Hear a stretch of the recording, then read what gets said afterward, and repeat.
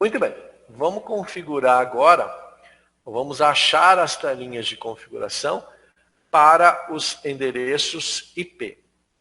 Nesse momento aqui, agora, a gente vai trabalhar com IP versão 4. Tá?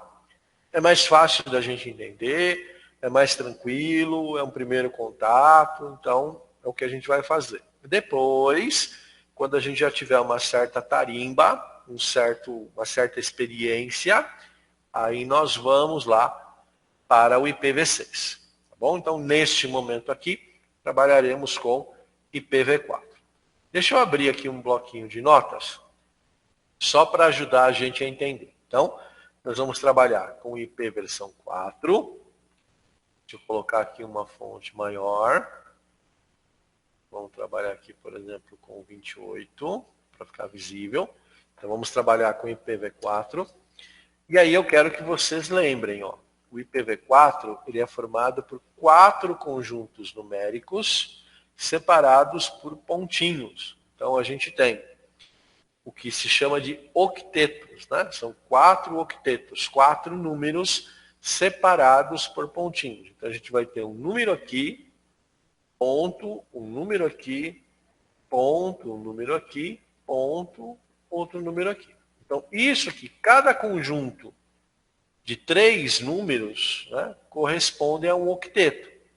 Então eu tenho o primeiro octeto, eu tenho o segundo octeto, eu tenho o terceiro e eu tenho o quarto octeto. Tá? Octeto, 8, né? 8. Então aqui eu tenho 8 possibilidades, que eu já vou explicar o que é. Mais 8 aqui, mais 8 aqui, mais 8 aqui. 4 vezes 8, 32 bits. Então o IPv4 é um número que a gente chama de 32 bits.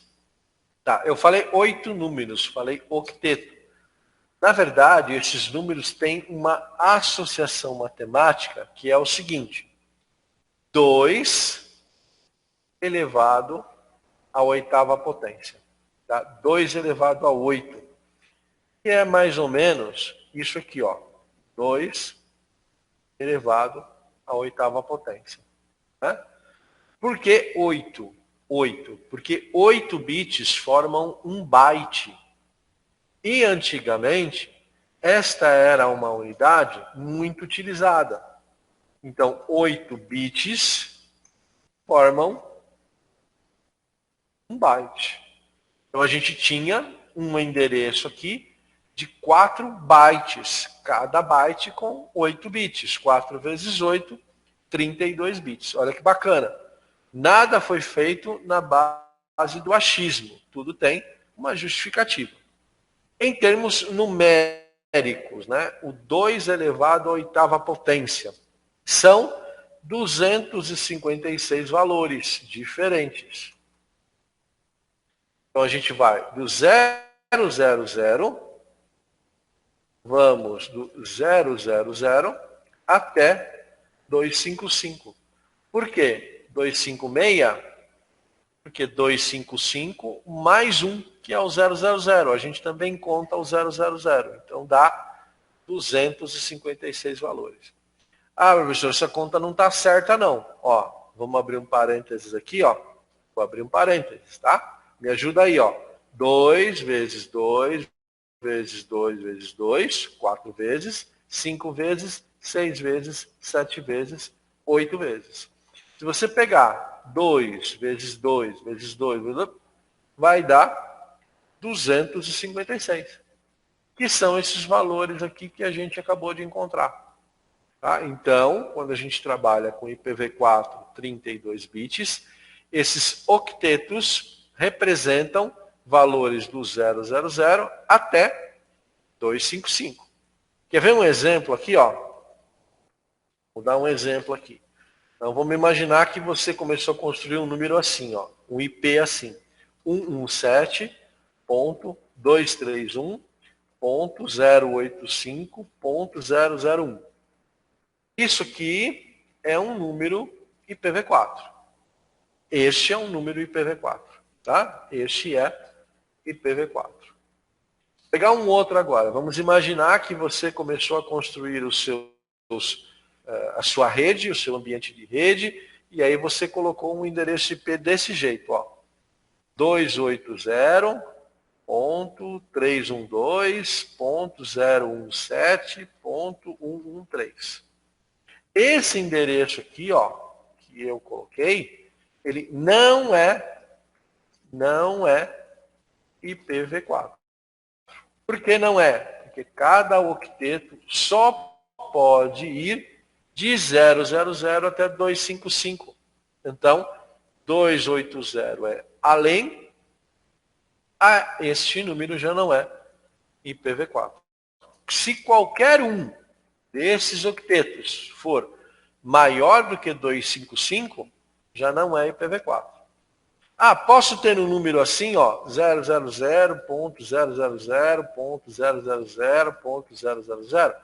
Teoricamente pode. Teoricamente pode, é um número possível. Mas ele não funciona, porque o zero em todos os octetos não localiza ninguém, não identifica ninguém. Mas, se tivesse isso aqui, por exemplo, já identificaria alguém. Posso ter também um número assim, ó, 255, 255, 255, 255? Pode. Teoricamente, pode. Na prática, a gente vai ver que não funciona assim. Tá? Mas, teoricamente, você pode. Ele seria um endereço IPv4 classificado de forma correta. Posso ter, então, um número assim, ó, 017, 255, 212, 110? Ok, todos os octetos são valores entre 0 e 255, então isso aqui configura um endereço IPv4. Ah, e se eu errar, né? Digitar um número aqui acima de 255. Está valendo? Não, não está. Tem um valor errado, a ferramenta vai identificar isso para você e você vai ter que corrigir. Ok? Mas, a princípio, a gente usa valores já sabendo, né, já tendo o conhecimento adequado, entre 000 e 255. Bacana. Lá durante a aula da plataforma NetAcad, eu disse para vocês o seguinte, olha, um endereço IP, ele tem uma característica que vai identificar o que é rede e o que é host, né? Então, o endereço IP, ele é composto por rede e host. Tá? Rede e host. E quem determina isso, né? Quem determina quais octetos são rede e quais octetos são host, é a máscara de subrede. É ela quem identifica o que é rede e o que é host. Então, um endereço IP de um equipamento, qualquer que seja, tá? IPv4, qualquer que seja, ele é composto por 4 octetos, identificando o IP, tá bom? Então eu tenho isso aqui, ó, 4 octetos, identificando o IP. E a gente tem mais um outro endereço com 4 octetos também, indicando a máscara. Tá? Então, o endereço IP completo de um equipamento dentro de uma rede IPv4 tem esta composição. Tá? E dentro do IP, a gente tem rede mais host. Ok? Nós não vamos fazer aqui subredes, nós não vamos trabalhar com redes com pedaços menores dentro de um pedaço maior. A gente vai usar apenas as redes padrão. Então eu vou dar exemplos aqui para vocês de redes que são padrão. Vamos imaginar o seguinte, ó, um endereço IP 192.168.0.0.010, com uma máscara de subrede 255.255.255.000. Isso aqui é um endereço IPv4. Bom, o IP aqui na parte de cima. e a máscara aqui na parte de baixo. Qual que é a dica? Qual que é o macete, né? Você vai olhar os dois. Olha para a máscara. Aonde você tiver 255 é uma identificação de rede. Aonde você tem 000 é uma identificação de host. Tá? Pode ser 000 ou podem ser outros valores. Tá bom? Mas a princípio a gente vai trabalhar desse jeito. No começo agora. Só com 000. Então a máscara vai ser um número composto por 255 ou 000. Máscara. Então, ó, aonde for 255 é a identificação da rede. Aonde for 000 é a identificação do host. Coloca um embaixo do outro, tá? Coloca um embaixo do outro e aí você analisa. Então, neste endereço IP aqui, ó, nesse IP que eu trouxe de exemplo, a gente tem o seguinte: a rede ela é identificada por 192.168.000. E qual é a identificação do host? 010. Então, dentro da rede, dentro da empresa, dentro do departamento, todos os computadores estarão nesta rede. E aqui a gente tem a identificação do equipamento propriamente dito. Vou pegar um outro exemplo dentro da mesma rede, tá? 192.168.000.113. Com uma máscara 255.255.255.000. Como é que a gente separa isso? A rede vai ser 192.168.000 e o meu host vai ser 113. Pessoal, se nós tivermos essas duas máquinas, tá? Essas duas máquinas conectadas através de um cabo, essas máquinas estarão conectadas corretamente e poderão trocar recursos entre si. Tá? Por que elas podem fazer isso? Porque elas pertencem à mesma rede. Tá? Elas pertencem à mesma rede. Tem que ser idêntico. Tem que ser idêntico. Nada pode ser diferente. Vamos imaginar que no meio da configuração o técnico errou. Ele veio aqui, ó, e colocou um 9. Tá? Então aqui a gente tem um 9. E ligou as duas máquinas. O que vai acontecer? Elas não estão na mesma rede, ó. Não estão, são números diferentes.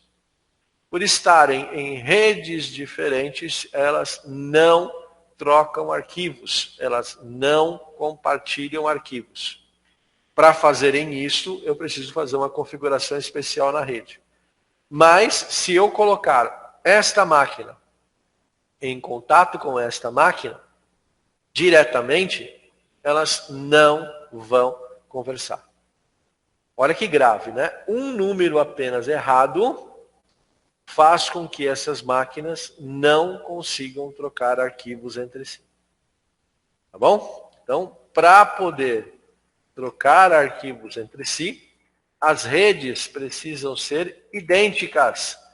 E o que deve mudar é a identificação do host. Detalhe importante: cada máquina tem o seu IP próprio. Não posso ter dois IPs iguais. Tá? Ah, mas a rede é igual para todo mundo. Ok, a rede é igual. Mas o host não é igual. O host é diferente. E cada máquina precisa ter o seu. Essa ideia, né, de composição do endereço IPv4 é fundamental para a gente entender a organização dos IPs. Tá bom? Então, este é um exemplo claro de IP versão 4 com a máscara configurada deste jeito aqui. Bom, deixa eu avançar aqui um pouquinho na minha lousinha. Ó. Vamos aqui na minha lousinha. Então, vamos imaginar o seguinte.